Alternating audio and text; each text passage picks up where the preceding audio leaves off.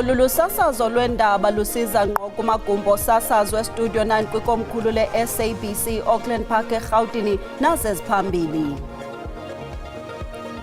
Okubalekile ukuthi sigweme ukwakha endaweni eseduzane nemfula noma endaweni eziphansi lapho amanzi aseke amakhona. Lokhu kuyingozi ngoba kubeka impilo yethu engcupheni. Kushiyeke ubutyobo nomonakalo omninzi zinqwithela ezithwaxe iingingqi ezahlukeneyo kwiphondo laKwaZulu-Natal nalapho intsapho zishiyeke zilambatha. Communities all need to be vigilant. You know, we need to go back to basics. Like I've said before, your child is my child. Liyothusa inani labantwana abagetyengwa mihla le kambe belahleka kweli loMzantsi Afrika. Molweni Mzontsundu, singonondaba belijelo losasazo sesilungele ukuniphakela kuvimba wethu wangokuhlwanje ngokukhawuleza masingene emxholweni.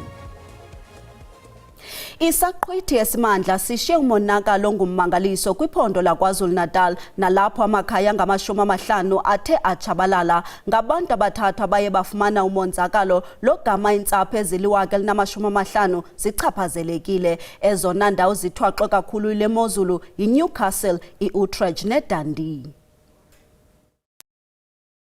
Umonakalo nokutshatyaleliswa kwamakhaya kukhatshwa kokusiphuka kwemithi nokonakala kwezakhiwo ezingundoqo. Uqhwithelo olumandla lukhatshwa zandyondyo zemvula nomoya obhudlayo lushiye umonakalo ongathethekiyo.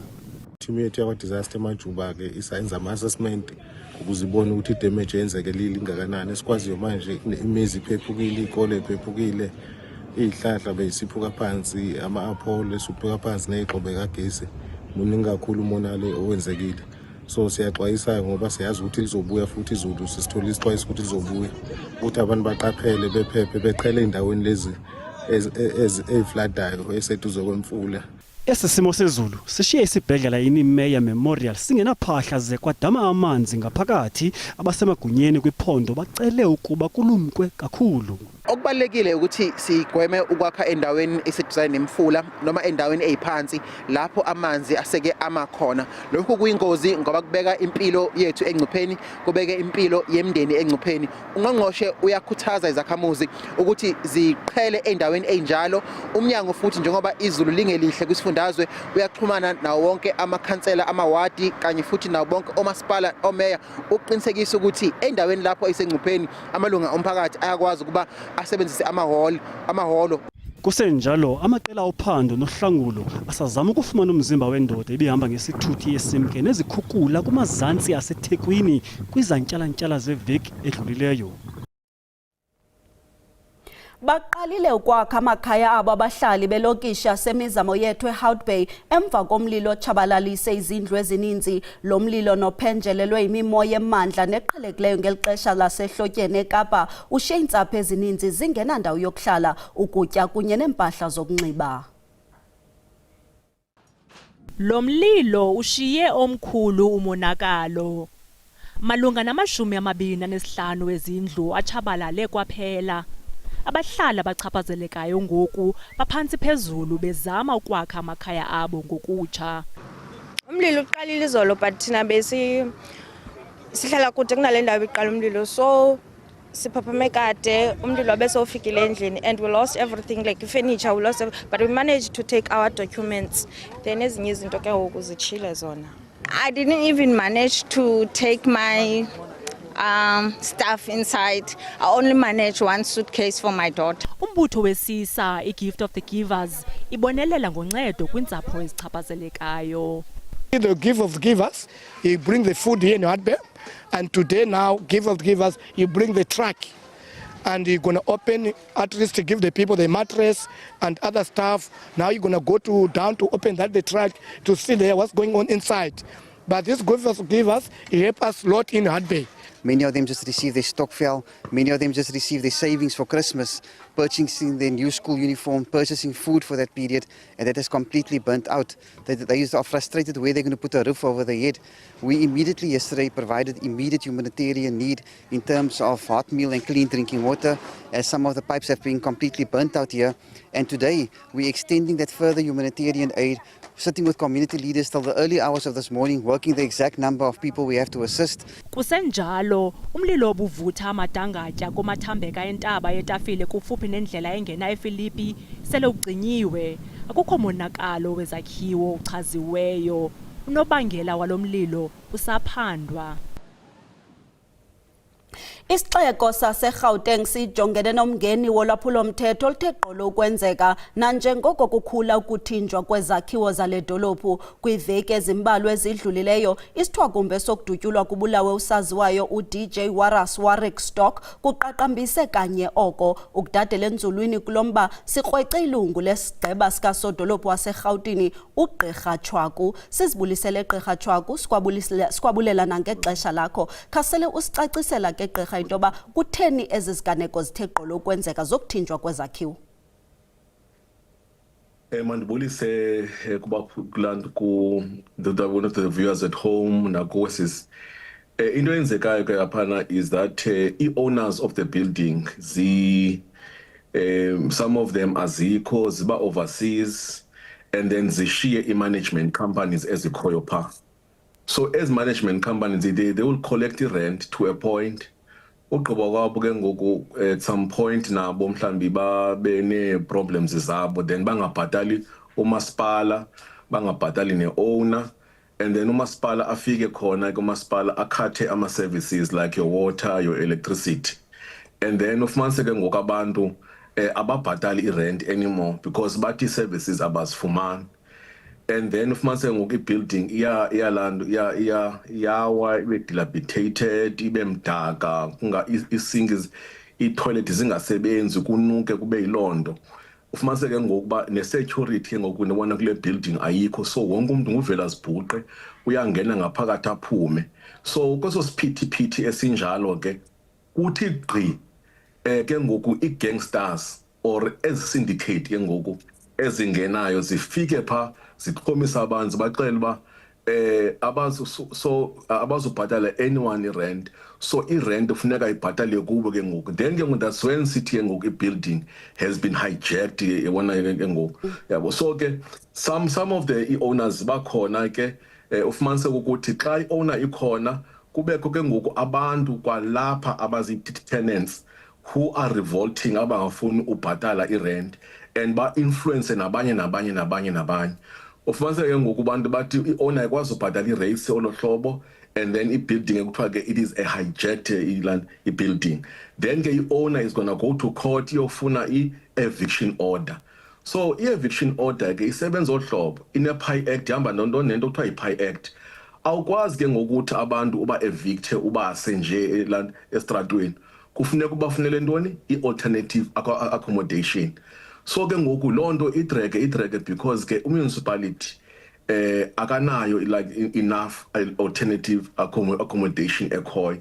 So kufuneka kulinde by the time kulinda ke i-building yehla iyawa iba mdaka more and then i-syndicates ke ngoku zilwe kwazona because kuba kule iyakoleka enye i-syndicate ibe nomona then kuliwe ke ngoku. Enkosi kakhulu Gqirha Chwaku, usibulele ngexesha lakho. Ngoku ke masikhe sithume umntwana evenkileni sawuphinda sibuye kungekudala.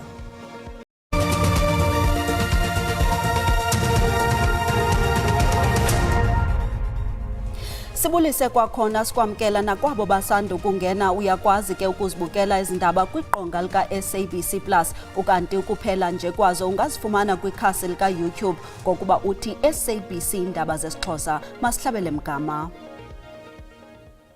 Liyaxhalabisa inani labantwana abagetyengwa mihla le okanye abalahlekayo, imeko ebonakalisa ukwanda kobundlobongela ngakubantwana kweli loMzantsi Afrika. Oku kuthethwe nguGqirha Shahida Omar, umlawuli we-Teddy Bear Clinic, ingumbutho ojongene nabantwana abalahliweyo nabaxhatshazwayo. Ubongoze abahlali bahlale beqaphele ngeli xesha lezimuncumuncu. Kunjalo nje babuyele embo kulanto ithi umntwana wam ngowakho, babambisane ngokhuseleko lwabantwana. Lo nyaka ubone intlaningi yamatyala amakhulu achaphazela abantwana. Well, the important thing is communities all need to be vigilant. You know, we need to go back to basics. Like I've said before, your child is my child. The spirit of Ubuntu, where people must not bury their heads in the sand or their noses in the sand. They need to look out for each and every child. And the more people are aware of the risks that children face, so the greater awareness there is and the greater look out for children's safety, we are going to find that more and more people will report anything suspicious, because according to the Children's Act, any suspicion, doubt or inkling of abuse is not a moral obligation, it's a legal obligation to report. And people need to appreciate and recognize that they will not be subjected to any legal recourse. Kugwetywe ubomi abantu abathathu benkolonkoloza eziseleni ngokuqhilwa kwentwazana eminyaka mithandathu uJocelyn Smith owanyamalala ngoFebruary ka-2024. eGauteng ukusweleka kukaNikita ominyaka mine ubudala kusephansi kophando. Lo gama uTiffany Mick ejamelene namatyala okuphatha gatyalala umntwana nokungakhathali ngokwayanyaniswa nokubhubha konyana wakhe ominyaka 11 uJaden Lee Mick. Umphathiswa wezamahlathi ukuloba nokusingqongileyo udibene namaqela olondolozo lwendalo nehlabathi kucoceko lolwandle lwaseMossel Bay eNtshona Koloni. Olucoceko luyinxalenye yephulo lelisebe lokwazisa ngokundwendwela amanxweme eli kwaye kukhuthazwa noluntu ukuba lulandele ekhondweni ukucoca unxweme. Ure ibenye kuphela yilonto ibongozwa lisebe kuluntu ukuba lunikele ngayo kumaphulo ococa ingingqi zabo, nanjengoko amawakawaka egxalathelana kumanxweme kusuku emva kweKrismesi. Isebe lithi umhla wama-27 mawubekelwe bucala ucoca indalo. If one person see that somebody else is cleaning up, it will prevent him from littering. But tomorrow or the day thereafter, he's going to join in cleaning up as well. So we've made this call for people all over the country that are privileged enough to have a holiday at the coast to give us 1 hour on the 27th. But we really urge everybody, every single day, be part of the solution. El phulo intsebenziswano phakathi kombutho wolondolozo ndalo wasekuhlaleni kunye nomasipala waseMossel Bay. Waste and picking up waste is not just for a selected few, it's a joint responsibility that we all need to take. And with the Minister leading by example, hopefully others can follow his lead. And it's all about caring for the environment, a bit of awareness and asking our holiday makers to please clean up where they've been and to our residents to conserve what we've got. Ngeli phulo urhulumente ukwajolise ekuzibopheleleni egcineni amanxweme weli ecocekile kwaye esonwatyelwa ngumntu wonke kuquka nabo baphila nenkubazeko. Kwiindaba ze-SABC ndinguSiphiwe Wobasi eMossel Bay. Iilwandle zaseMpuma Koloni ziyaphuphuma ngabakhenkethi abazokonwabela ixesha leziyunguma eMonti. Amanani endwendwe enyukile nangona imozulu ibimbi phezolo. Lo gama eGqeberha abakhenkethi bebecakamele ilanga. Eliphondo likwazingca nangeelwandle ezininzi eziwongwe ngebhaso lehlabathi iBlue Flag nebonisa umgangatho phezulu nococeko. Ukusuka kulonwabo nokuphithizela kumanxweme aseGqeberha ukuya kwesinye isixeko esihle eMonti eMpuma Koloni, abakhenkethi abafuna ukuphumla nokubona indawo ezinomtsalane bahlanganele apho. Abakhenkethi bonakiswa ngezinto eziliqela eziquka ezimidlalo kula manxweme aquka iKings Beach eNelson Mandela Bay ne-Eastern Beach eBuffalo City. Numbers are similar to last year, which we're very happy about. Yeah, Nelson Mandela Bay is known as the ultimate place to chill on holiday. So, yeah, to come with your family, to relax, and to go back rejuvenated and ready. Kubantu abaninzi abaya elwandle eGqeberha ixesha leholide kubo limayela nokuchitha ixesha nezizalwane zabo. Abantwana bajabulile, akunayo inkinga lapha, nabogadi nabo babhekile ukuthi abantwana ukuthi bangahambi bangene deep kakhulu. Abasemagunyeni eBCM bathi bongeze abasebenzi ukwenzela baqhubisana nazo naziphi na ingxaki kumanxweme aseMonti kunyaka omtsha. We will be controlling the crowds and alcohol to the beaches, and we are on full alert. We've got the whole rescue teams on standby. Nangona bingantlanga imozulu eBuffalo City eMonti kwezintsuku zimbini zidlulileyo, Abantu baya elwandle bamangaliswa bobuhle zezinto zolonwabo bazibona kula malwandle kwesi sixeko. First of all, the East London is clean, particularly the Eastern Beach. It's very clean. What a beautiful development that is done by the Eastern Cape Development. Njengoko ixesha leziyunguma liqhuba amagosa ahlaba ikhwelo kubakhenkethi elwandle kuba bahlale bekhuselekile. Kwiindaba ze-SABC Ndunguntombozuko Bhalintulo eMpuma Koloni. Kwinyanga ephelileyo elijelo losasazo belikhuphe ingxelo ngegatyana lomfana waseMotherwell eMpuma Koloni nodume ngokuthengisa ikota zesonka. Eligatyana lomfana belikwenza oku kuba unine engaphangeli kwaye ezama amatiletile ukuze akwazi ukoluka. Abahlali baye badibana ngentloko ukufezekisa elophupha. Uhambo olaqala ezitalatweni zaseMotherwell lufikelele kwisiphelo esihle. Ikrwala uAhlumile Ngyeba ubuye esaphila esuthwini. Ngethuba kubhiyozwa emgidini, usapho lwakangyeba akhange lukwazi ukuzibamba. Lusithi lubamba ngazibini kuluntu lwaseGqeberha ngenkxaso abayifumeneyo kweli theko. Abekhaya kasikhuphe nto. Into sikhuphile into nje yotywala. Imbele kuyenza lokho kwabo. Ukojiswa ukhutshelwe ngabantu, impahla ikhutshelwe ngabantu, imali engcebo ikhutshelwe ngabantu. Ngifuna unibulela ngento yonke. Bona ndisiva ifikile impahla yomntana, kufikile ukutya komntana. Ingaske nenze ngolo hlobo nakwabanye nosisi mani. Uluntu luthi luye lwakhuthazeka kukuzimisela kwalomfana nalapho ebethengisa amalophisi, ichipsi kwakunye neekota ngenzame zokuqokelela imali yalomsitho. Bulela yonke into kaHlumile ihambe kakuhle. Sinqwenelela bangenye imini bengomnye umntana naye azathanyulwe yakwalapha ekuhlaleni. Lo bhuti umtsha nosebuyele ekhayeni ngoku uthi ufunde lukhulu kuko konke oku. The lesson that I learned during this journey is to never give up and always believe in yourself no matter what. Always trust God because He's by your side all the time.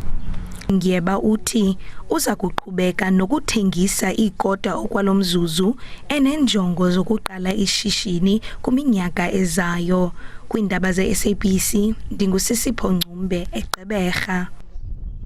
Kukangako ke mawethu besenilungiselele kona ngeli xesha ezilandelayo ziyaza ngomso ngolwimi lesiZulu kamnandi.